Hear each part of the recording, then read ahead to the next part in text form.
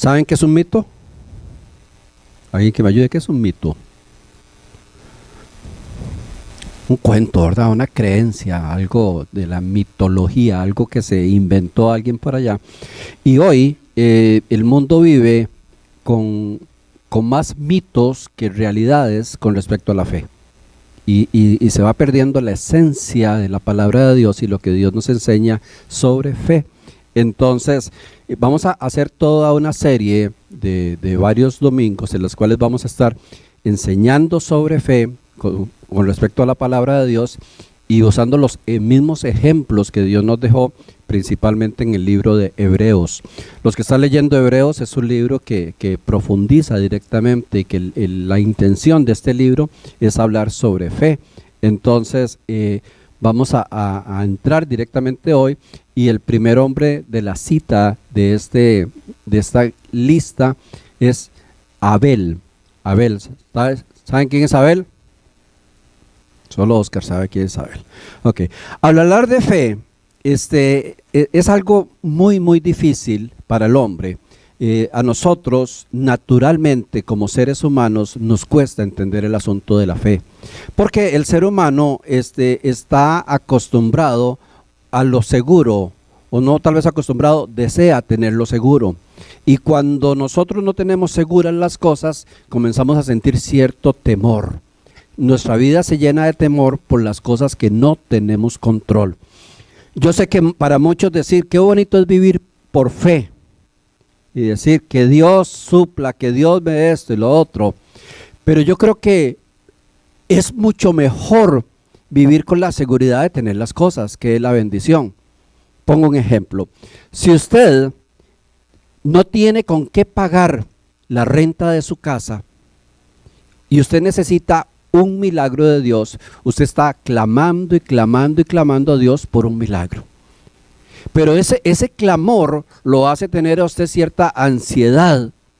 ¿Qué va a pasar el primero del mes si no tengo el dinero? Entonces, la otra opción es que usted tenga ese dinero en el banco.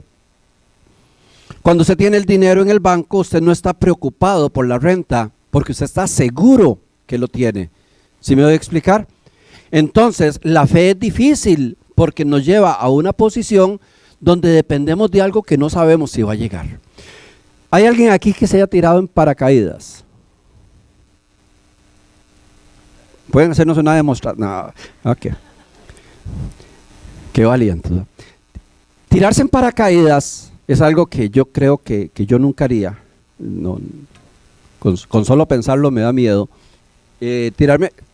Tirarse paracaídas no es un acto de fe, aunque lleva riesgo, pero usted tiene el salvequito, el backpack ahí con el paracaídas y tiene el mismo riesgo que no se le abra, pero no es un acto de fe, sino es un acto de valentía. Usted va a ser valiente y se va a arriesgar a algo, pero usted va seguro que lleva un dispositivo que se le va a abrir. Que no se le abra, ya eso es mala suerte, ¿verdad? Lo que sí sería un acto de fe, y a ver si estos paracaidistas se animan, lo que sí sería un acto de fe es tirarse del avión sin paracaídas, bajo la promesa que le va a llegar de camino. ¿Se tiraría, Erika? Yo tampoco. Yo ni con el paracaídas abierto. Imagínese lo que es que te diga el instructor, vea, láncese. Y va tranquilo, cuando usted va para abajo, ahí le va a llegar el paracaídas. Yo no me tiro, porque eso sí sería un acto de fe.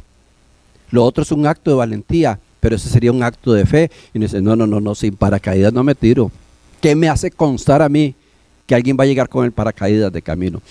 Lo que quiero decir es que para el hombre, la definición de fe es antinatural, porque a nosotros nos gusta tener las cosas seguras, tener las cosas claras, tener las cosas bajo el control. Y la fe nos va a llevar a una dimensión donde vamos a comenzar a creer en lo que no tenemos. Vamos a comenzar a creer en lo que no vemos. Y eso es antinatural. La fe es una acción divina, es una capacidad que Dios puso en el ser humano con una única intención, para que le creamos a Él. El único ser humano que existe, el único ser creado que existe que tiene esta característica de la fe es el hombre, la mujer. Los animales, las plantas tienen instintos de supervivencia, tienen otras cosas, pero ningún animal tiene fe, porque ellos tampoco tienen preocupaciones. Pero el hombre, la única manera que Dios lo amarró para que creyera en Dios como su protector, como su Señor, como el que lo sostiene, fue con esas dos palabras, fe. Y la fe es esencial. Han oído decir ahora, muchas personas dicen, vea, yo la verdad es que no me meto en nada de religión, ni Dios, ni nada. Yo creo en Dios y punto. Yo ni voy a la iglesia ni nada. Yo creo en Dios y no le hago mal a nadie. ¿Han oído estas personas que ahora es una moda? No basta, iglesia, con creer en Dios. Es necesario tener fe en Dios. ¿Saben quién es uno que cree mucho en Dios? El diablo. Aunque usted no lo crea. Dice Santiago 2:19. ¿Tú crees que hay un solo Dios? Y en esto haces bien. Pero los demonios también creen y tiemblan de miedo. Entonces el creer en Dios no es garantía. Porque los demonios, el diablo, creen en Dios. ¿Creer que Dios existe? Sí. Entonces no es suficiente el creer, es necesario tener fe. Lo antinatural. Creer es natural. Creer es tan natural que cuando un niño le pregunta algo a uno como padre y uno le responde, el niño le cree naturalmente. Un niño viene llorando y le dice, papá, es que yo quiero ir a Disneylandia mañana. Y dice simplemente para que deje llorar, no se preocupe mi amor, mañana vamos. Y se va contento. Problemas al otro día, ¿verdad? Porque los niños vienen para creer. El ser humano sí es apto para creer. Pero el ser humano, la cuestión de la fe le es contra naturaleza. Le es antinatural. En Hebreos 11 nos comienza a hablar de fe y yo sé que muchos posiblemente saben este versículo que vamos a desgranar un poquito y dice, es pues la fe, la certeza de lo que se espera y la convicción de lo que no se ve. La certeza, estar totalmente seguro de lo que espero y estar totalmente convencido de lo que no veo. Eso es fe. Y esas dos cosas compromete al hombre en dos aspectos muy difíciles. Uno es que estar con seguridad de lo que se espera es hablar del futuro. Y a nosotros no nos gusta un futuro incierto. ¿Sabe que muchos pagan para que les adivinen el futuro? ¿Sabe que muchos leen el horóscopo para ver el futuro? ¿Sabe que muchos van y les leen el cigarro, el té, el café, la mano, todo? Y se ha hecho todo un negocio porque la gente anhela saber el futuro. ¿Sabe que si posiblemente hoy anuncio acá, vea, de hoy en 8 días va a venir un hombre aquí a predicar y le va a dar profecías a todos de lo que les va a pasar? Yo estoy seguro que en 8 no cabría la gente acá. Porque nos encanta saber el futuro. Porque a la gente le gusta saber el futuro. Y tanto nos gusta que Dios lo prohibió. Que Dios dijo, ustedes no van a andar averiguando el futuro. Entonces la fe nos proyecta con el futuro y también nos proyecta con lo invisible. La convicción de lo que no veo. ¿Y cuál es el problema de lo invisible para el hombre? Es que uno necesita tener las cosas visibles naturalmente. Si no veo, no creo. Cuando estamos haciendo negocio, papelitos hablan, enséñeme los papeles a ver si es cierto. Cuando alguien nos vende algo, ¿sabe de dónde viene la idolatría? De la necesidad del hombre de tener una imagen en lugar de Dios. Porque al hombre le gusta lo visible. Entonces, para un ser humano, es más fácil, con todo respeto para las personas de otro credo, pero es mucho más fácil venir donde hay una estatua, donde hay una imagen, donde hay algo de yeso, de madera, y comenzar a hablarle, decirle, oh Señor, ayuda, y hablar, porque lo está viendo. Y eso que está viendo no es Dios, ni se parece a Dios, y lo prohíbe Dios. Pero es más fácil que la gente siga algo visible que algo invisible. ¿Sí me explico? Porque va en contra de lo natural. Porque queremos ver las cosas tal y como son. Entonces, cuando usted le dice que usted tiene un Dios que no tiene forma, que está en todo lado, que puede hablar con Él, pero no lo puedes ver, entonces la gente dice, no, yo necesito hacer un dibujo para verlo. Yo necesito tener una estampita para verlo. Yo necesito tenerlo en el cuarto para verlo. Dios está en todo lado y lo percibimos a través de la fe. Por eso es que sin fe es imposible agradar a Dios. Sigue diciendo Hebreos. Nuestros antepasados fueron aprobados porque tuvieron fe. O sea, toda la lista que vamos a leer de personas de las historias bíblicas de fe, no fueron incluidos en esta lista porque hacían grandes proezas, ni porque hacían grandes milagros, ni porque llamaban la atención. ¿Sabe por qué fueron incluidos? Porque fueron aprobados solo porque tuvieron fe. Y es que la fe es difícil para el hombre. Métase esto en la cabeza, la fe es difícil para el hombre. Es más fácil creer que tener fe. Les he contado la historia del hombre que estaba pasando las cataratas del Niágara y se para al frente y dice, ¿cuántos creen de ustedes que yo puedo pasar de aquí para allá con solo esta vara en mi mano? Y la gente gritaba, sí, sí puede, sí puede. Y el hombre va pasando y llega hasta el otro lado y se llena de aplausos, una maravilla. Y ahora el hombre les dice, ahora ¿cuántos de ustedes creen que yo me puedo volver con uno de ustedes en mis hombros? Y todo el mundo comenzó a aplaudir. Sí, claro que sí, claro. Y comenzó a pedir voluntarios. Entonces no tenían fe, no tenían certeza, no estaban totalmente seguros. Creían que lo podía hacer. Pensaban que lo podía hacer.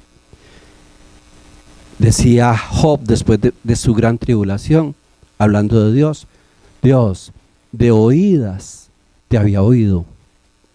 O sea, yo era puro cuento lo que tenía suyo, mas ahora mis ojos te ven. ¿Y cuáles eran los ojos? La fe, la espiritualidad y la correlación. Como al hombre no le gusta depender de Dios, trata de buscar explicaciones para todo. Dice el versículo 3, por la fe entendemos haber sido constituido el universo por la palabra de Dios. Oiga, por la fe entendemos que se constituyó el universo por la palabra de Dios. De modo que lo que se ve fue hecho de lo que no se veía. Ahí está la explicación que le hubiera ahorrado a este mundo cientos de miles de millones en investigación de cómo se creó el universo. Si a mí alguien me pregunta cómo se creó, Dios lo hizo. ¿Cómo sabe? Por fe y punto. Pero la NASA gasta cerca de 20,000 millones de dólares por año tratando de investigar cómo fue que se hizo el universo. ¿Y saben para qué? Para nada. Porque pueden llegar a las estrellas, pueden llegar a donde quieran y les quedará la misma pregunta, ¿y quién hizo esto? Y pueden sacar teorías y pueden sacar que la evolución, que el Big Bang, que chocaron dos estrellas, pueden sacar lo que sea, pero siempre la ciencia quedará, ¿y quién hizo eso? ¿Y quién hizo las estrellas que chocaron? Bueno, hay que tener fe inclusive para creer en esas teorías. Pero si el hombre hubiese entendido que Dios hizo el universo y se queda tranquilo con eso, se hubiera nos hubiéramos ahorrado cientos de miles de millones de dólares que posiblemente se hubiera acabado el hambre del mundo.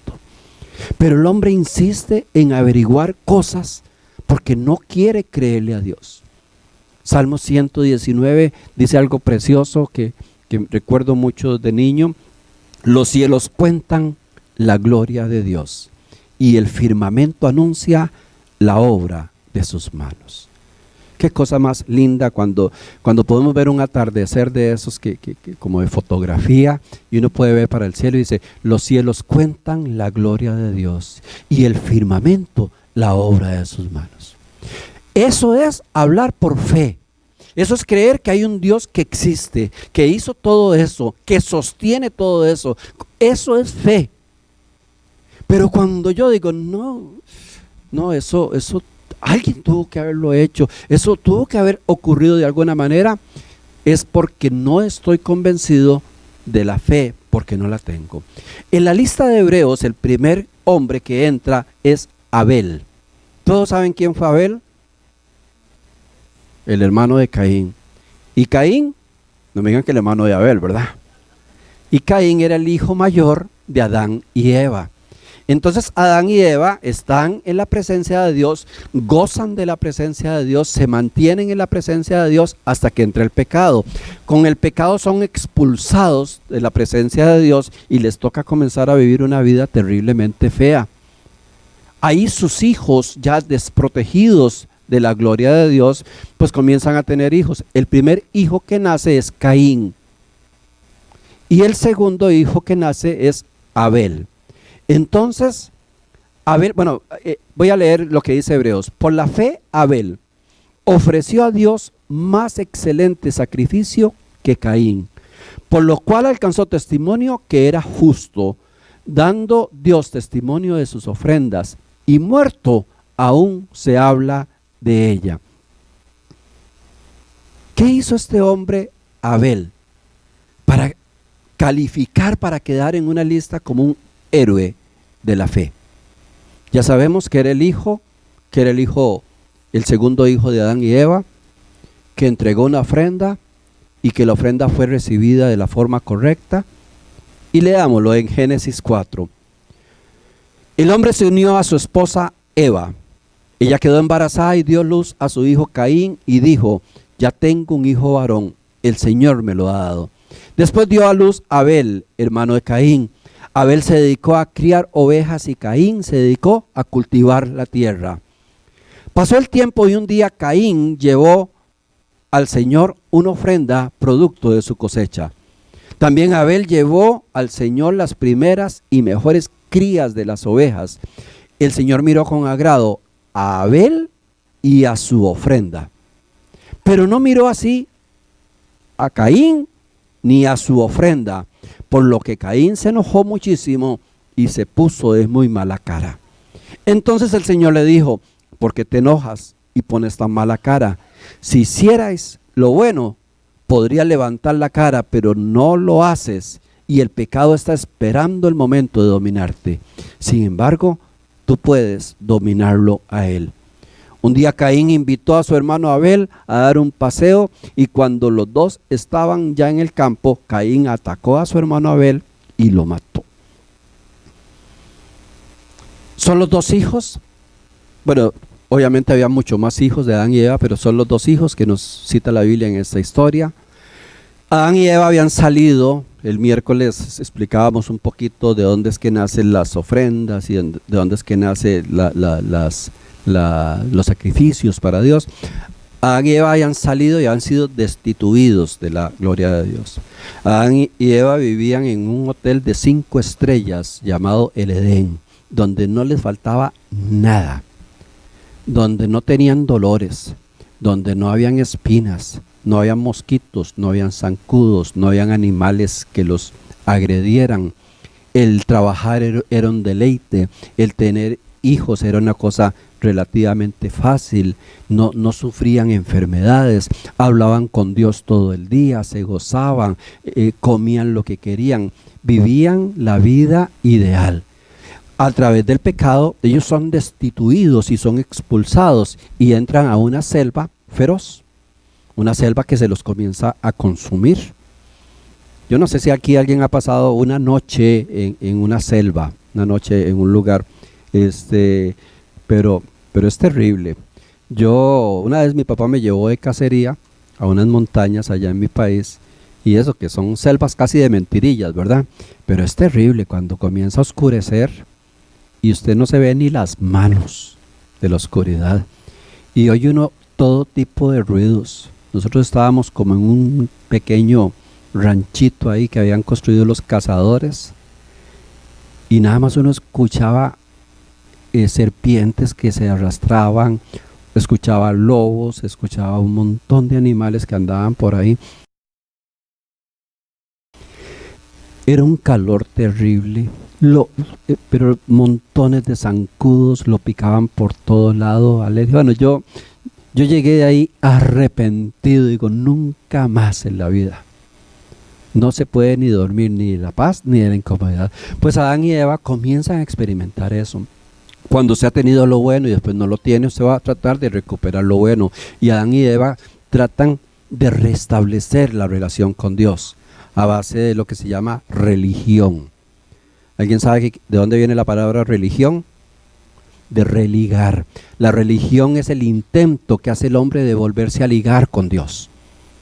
Ese es el intento. Voy a ver cómo. ¿Y cómo lo hace? Adán y Eva comienzan a ofrecer sacrificios de lo mejor que tenían para atraer la gracia de Dios, para atraer el perdón de Dios. Entonces, de lo mejor que tenían, lo ofrecían para el Señor y enseñan a sus hijos: vea, hay un Dios. Tal vez ustedes no lo han visto, ustedes no saben lo que es vivir en el Edén, pero ese Dios es lo máximo.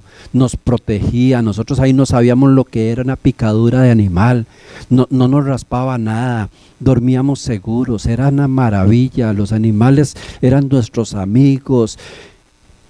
Pero ya no estamos ahí, y la única forma que nosotros atraigamos la atención de ese Dios es a través de las ofrendas, es a través de hacerlo lo mejor para Él.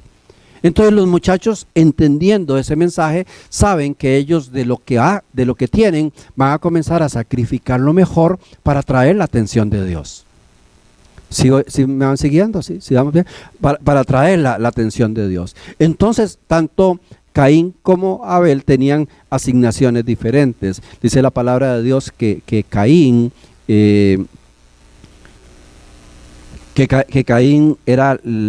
cultivaba la tierra, era un labrador. El hombre comenzó a sembrar y comenzó a desarrollarse. Sin embargo, Abel más bien le gustaba el ganado, entonces comenzó a criar ovejas y a desarrollarle, y se convierte en un pastor. Entonces cuenta la Biblia que pasado el tiempo, llegó el momento donde los dos tenían que hacer el sacrificio, y dice que Caín agarra un poco de lo que había cosechado y lo lleva al altar de Dios a entregarle a Dios. No nos da muchos detalles, simplemente dice que de lo que cosechó. Pero del que sí nos da detalles es de Abel, porque dice que Abel agarró de las primeras lo mejor. De lo primero, lo mejor, rebuscadito, y ofreció el sacrificio. Entonces Dios, cuando ve los dos sacrificios, mira con agrado el de Abel y mira con desprecio el de Caín.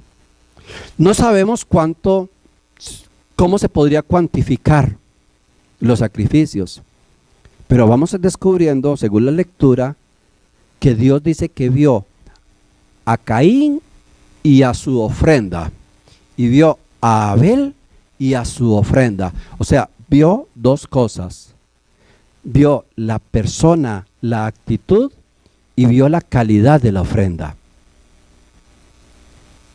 Amén. Vio a la persona, vio al ofrendante, pero también vio la calidad.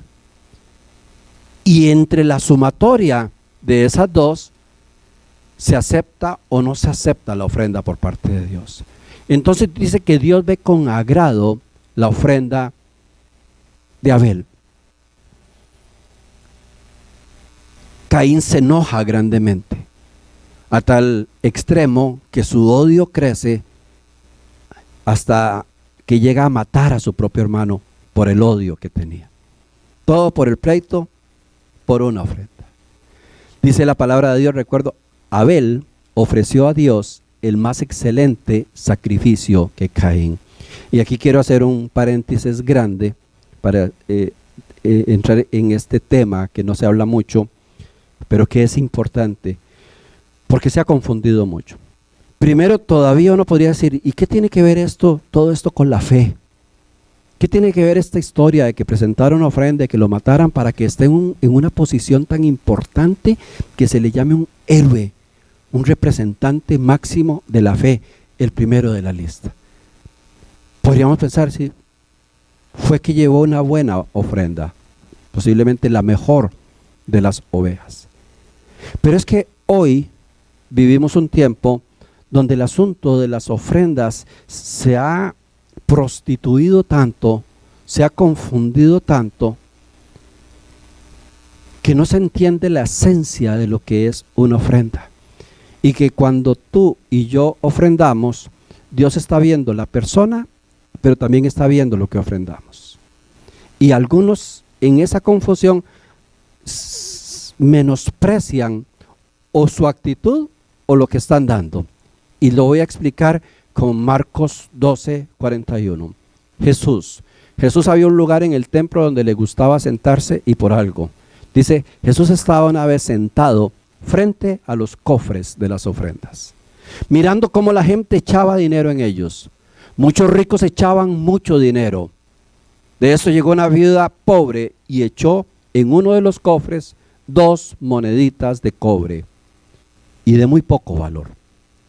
Entonces Jesús llamó a los discípulos y les dijo, les aseguro que esta viuda ha dado más que todos los otros que echan el dinero en los cofres. Pues todos dan de lo que les sobra, pero ella en su pobreza ha dado todo lo que tenía para vivir. Sobre esta enseñanza de Jesús se ha levantado toda una opinión de que a Jesús no le importa lo que damos, sino solamente el corazón. Y ahí hay un tremendo error para la iglesia. Jesús sí le importa lo que damos, porque lo que damos habla de lo que pensamos de Jesús. Cuando yo voy a un cumpleaños, cuando yo voy a un matrimonio y yo amo a la persona y yo quiero quedarle bien a la persona, no paso al Dollar Tree a comprar un regalo. ¿Se ha pasado al Dollar Tree a comprar un regalo para el pastor?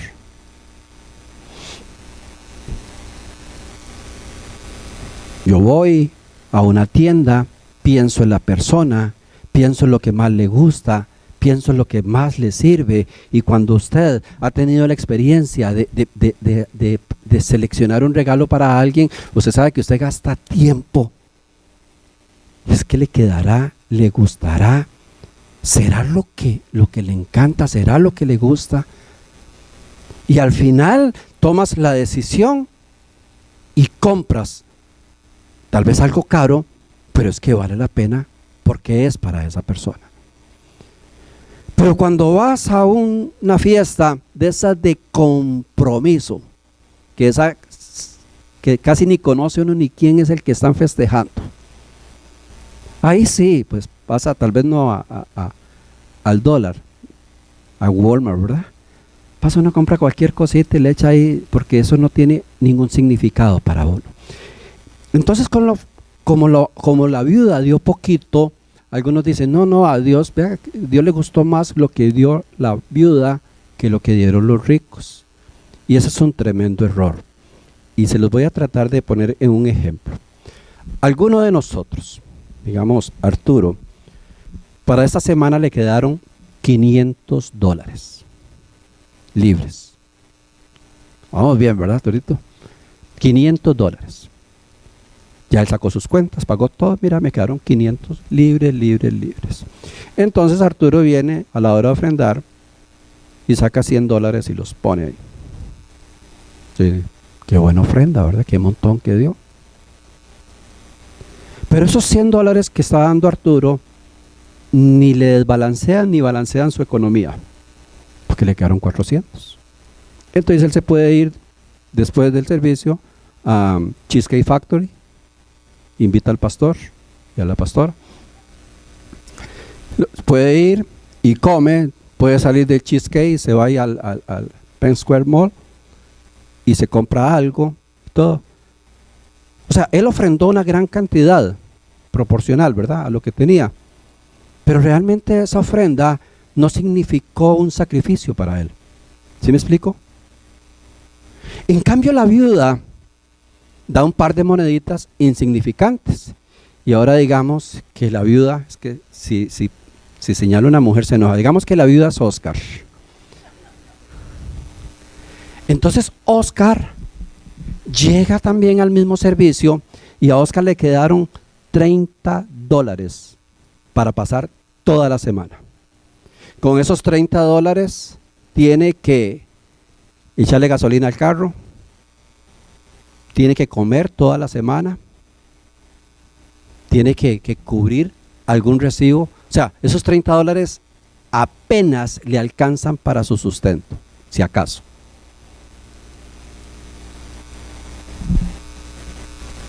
Y a la hora de la ofrenda, Oscar pone los $30. Cuando comparamos números, 30 contra 100 es muy poquito. Pero yo les pregunto a ustedes, ¿quién ofrendó más? Y eso fue lo que se fijó Jesús. ¿Quién ofrendó más? Y todavía le dice, ¿saben por qué? Porque los ricos ofrendan de lo que les sobra. Pero esta mujer ofrendó de lo único que tenía para su sustento. Por eso es que entre Caín y Abel dice que Dios miró a Caín y a su ofrenda. Vio la actitud con la que venía, pero vio lo que traía. Y olvidémonos de ese cuento. No, Dios, ahí le damos cualquier cosita. A Dios, y ese es el acto de fe, se le pone de primero, en lo primero, que fue lo que hizo Abel. Para alguien que críe ganado, tal vez pueda entender eso. Uno muchas veces no dimensiona esto porque yo no tengo mucha experiencia o ninguna experiencia en criar ganado.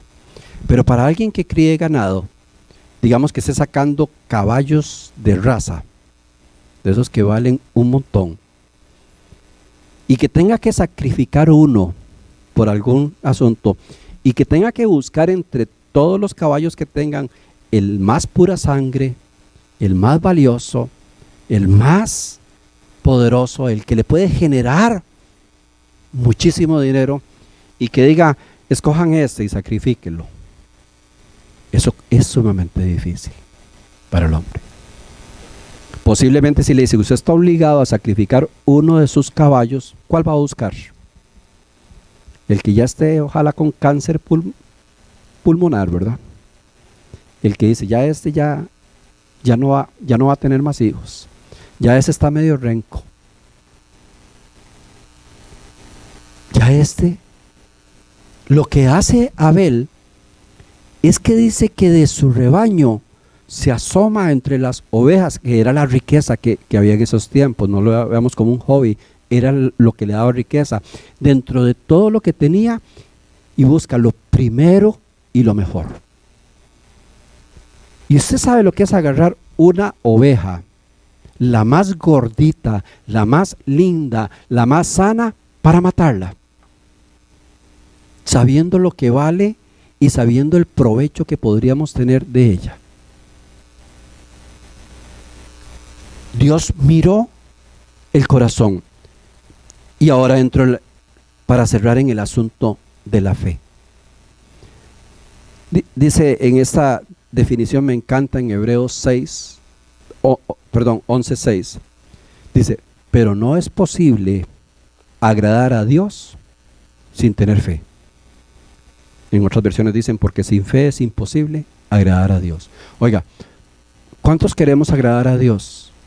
Amén. Pero es imposible agradar a Dios sin tener fe. Puedes que mucha gente diga, yo creo en Dios, pero la condición no es creer en Dios, porque ya lo vimos, hasta el diablo cree. La condición es tener fe, plena confianza y plena seguridad. Porque para acercarse a Dios, uno tiene que creer que existe. Y es que muchos de los que hoy dicen creer en Dios, al final de cuentas no creen que existe. Y no estoy hablando con los no creyentes, estoy hablando con muchos llamados cristianos, que tienen un Dios de creencia, pero que no están tan convencidos que exista. Porque no lo honran, porque no le obedecen, porque no lo siguen, porque ese Dios no es el primero en su vida, porque su vida no gira alrededor de Dios. Es que hay tanta distracción que nos saca, que nos hace creer cosas que no están en la Biblia, porque es necesario que el que se acerca a Dios crea que lo hay. Tiene que estar seguro que lo hay. Tiene que saber que existe, porque si no, no tienes a Dios, tienes una religión evangélica o lo que sea. Y si yo sé que el que hizo el universo, que el que controla la vida, que el que controla mi vida, la de mi familia, que el que maneja mi economía, mis negocios, mi salud, mi todo es Dios, ¿no giraría mi vida alrededor de Dios al 100%? ¿No haría todas mis decisiones pensando qué opina Dios? ¿Qué piensa Dios de lo que estoy haciendo? Muchos se acuerdan de Dios los domingos. O algunos se acuerdan entre semanas y dicen, uy, tengo como 3 domingos de no ir a la iglesia. Pero a Dios no se le viene a buscar los domingos. Los domingos venimos a adorar el nombre de Dios, a alabar el nombre de Dios, a alimentarnos en su palabra para mantener una linda relación con Dios.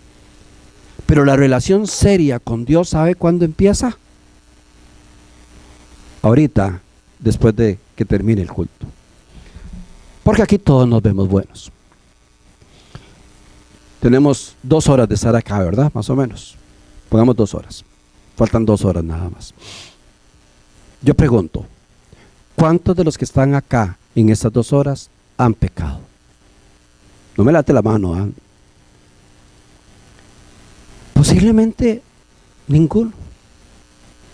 Sí, porque estamos en la iglesia. Entonces, estoy concentrado en adorar a Dios. Estoy concentrado en escuchar de Dios. Estoy concentrado en dar a Dios. Entonces, como estamos acá, posiblemente nuestra mente o nuestras posibilidades de pecar se reducen a la mínima expresión. Aquí me costaría mucho que alguien le mienta a otro, o que lo llame para decirle un buen chisme de esos de última hora, o que alguien ofenda al hermano, o que alguien le esté robando a la persona de la par. Es muy difícil pecar en la iglesia. Se me olvidó una señora que conoció de Dios y andaba en un evento un fin de semana, y ella venía tan feliz, pero tan feliz. Y si yo desearía que ese evento hubiera durado toda mi vida, porque ahí no peco, decía ella. No, la bronca, ¿sabe cuándo es? Ahorita, cuando salgamos, cuando estamos ya expuestos al mundo y comienza la situación difícil, cuando vienen los problemas en la casa, cuando vienen los problemas entre nosotros, cuando sí nos vemos tentados a pecar. Dios no viene los domingos a la iglesia. Dios no viene a ver, vamos a ver cuántos vienen para estar con ellos. Dios está con nosotros, con los que creemos, está full time, de día y de noche, en el lugar más escondido o en el lugar más público, donde quiera que esté. Entonces el que realmente cree en Dios se comporta como que Dios está con él todo el tiempo. Y cuando uno se comporta como que Dios está con uno todo el tiempo, la vida de uno cambia. La vida de uno cambia. Si yo voy a tratar de vivir con Tito, con mi hermano Tito, toda una semana, para que él aprenda cosas de Dios, la presencia de Tito conmigo va a hacer que yo me comporte rectamente, ¿verdad? Porque él va a estar conmigo todo el tiempo. Vamos a dormir en la misma cama, vamos a despertarnos, vamos a desayunar juntos, vamos a ir a trabajar juntos, llegamos. Entonces, todas las decisiones, todos los pasos que yo voy a dar a partir de esa semana van a ser cuidadosos, porque yo quiero que Tito tenga la mejor impresión mía. Entonces, si mi esposa me hace algo que me desagrada muchísimo, donde le voy a decir algo, veo a Tito y sonrío. Nada más le digo, espérese que se vaya Tito. Si mi hijo hizo algo desagradable, me perdió algo, lo que sea, y viene mi enojo y voy a comenzar a maldecir, pero veo a Tito, me bajo. Que yo necesito que Tito se lleve un buen concepto mío. Si alguien llega y me dice, mira Fernando, me acabo de robar este iPhone, deme $20 y se lo doy. Es la de menos. Digo, ¿cómo se te ocurre? Y abrazo a Tito para que vea qué bien. No sé si me estoy explicando. Si yo ando siempre con Tito, mi comportamiento va a ser cuidadoso, porque él está observando todo lo que yo hago, lo que digo, porque yo sé que él está conmigo. Entonces es fácil. Por eso te digo, es fácil venir a la iglesia y comportarse bien. Es muy fácil. Es muy fácil venir a la iglesia y levantar las manos y adorar el nombre de Dios. Es más, aquí es fácil orar, ¿verdad? Cuando decimos, oremos, te cierras sus ojos y ora. Pero ya para algunos llegar a un restaurante a orar es complicadísimo. Oran que parecen agentes de seguridad, de esos que se ponen aquí como un micrófono. Adelante, adelante. Entonces, vamos a hacer una oración ahí como disimulada. Señor, bendice estos alimentos, Señor. Santificamos en nombre de Dios. Amén. Ya oramos. ¿Y por qué no le das gracias a Dios por la comida? Si Jesús lo hacía y lo enseñó y nos dijo que lo hiciéramos. Y estás en... ¿Dónde es que vamos a ir ahora? A Cheesecake Factory. Y te sirven. Y si estamos orando y llegó el salonero, que se espere, que terminemos de orar. ¿Sabe que un musulmán, donde quiera que esté, a las horas indicadas, saca un tapetito y se tira al suelo a orar? No le importa. Puede venir en un avión, los hemos visto en un avión, tirar un tapetito y uno piensa que van a hacer un atentado, ¿verdad? Y no.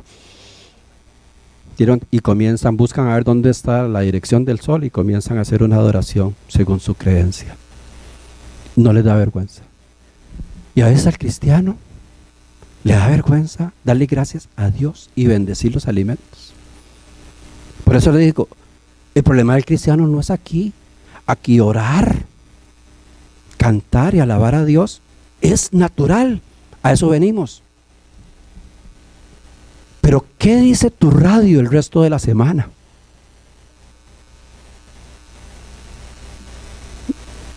Un día de esos voy a pararme al frente y voy a pedir las llaves de todos los que van entrando para irme a meter a los carros a ver qué oyen. La Z, ¿cómo es? ¿La del chocolatazo cuál es? Sí, sabe, dicen por ahí. ¿Con qué alimentas tu mente, tu corazón? ¿Vienes a alabar a Dios? ¿Será que la Biblia dice, alabad a Dios los domingos de 11 a 1? O dice, alabad y bendecid al Señor en todo tiempo. Yo no estoy exagerando diciendo que si usted oye una canción que no sea cristiana, no, pero es de qué nos nutrimos. Es que si vas oyendo música edificante, estás alimentando tu espíritu, te estás conectando con Dios. Pero cuando vas oyendo canciones que le cantan al adulterio, que le cantan a esos corritos mexicanos, ¿verdad? De los que se vuelan bala y todo, y fui y le destapé la cabeza con un balazo, y el otro le aplaude, y a este le saqué las tripas, y de eso te nutres.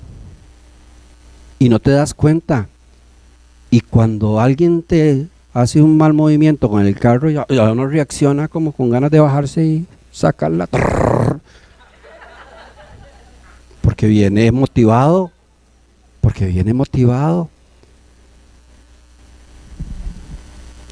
Los predicadores venían, iban a hacer una campaña y andaban pegando los anuncios en las paredes. Gran campaña, lo más bonito. Y el hombre era el que iba a predicar. Y ya saliendo a la autopista se le metió un carro así, pero él, donde frenó, los dos se fueron como, se salieron de la calle. Y el hombre sale enojadísimo y le dice, pedazo de... Y vio los flyers que tenía. Pedazo de burrito. Se acordó. ¿De qué nos nutrimos? ¿Alrededor de qué gira nuestra vida? ¿Dónde tenemos nosotros a Dios? ¿Saben por qué Abel está en la lista de los hombres de fe? Porque sin conocer a Dios, lo honró como Dios. Lo puso como el centro y le entregó lo mejor. En este caso era una oveja, pero le entregamos a Dios lo mejor de nuestro tiempo, lo mejor de nuestras capacidades. Es necesario que el que se acerca a Dios crea que lo hay. Y cuando usted está totalmente convencido que Dios existe, su vida gira alrededor de Dios. Es que no podemos hacer nada que no tenga que ver con Dios, pero nada. Por eso es que cuando pecamos nos sentimos tan mal, porque tenemos relación con Dios. El que no tiene relación con Dios peca y más bien se siente emocionado de haber pecado. Pero cuando tienes relación con Dios y le fallas a Dios, te duele en el corazón, porque tienes a Dios de primero. Póngase.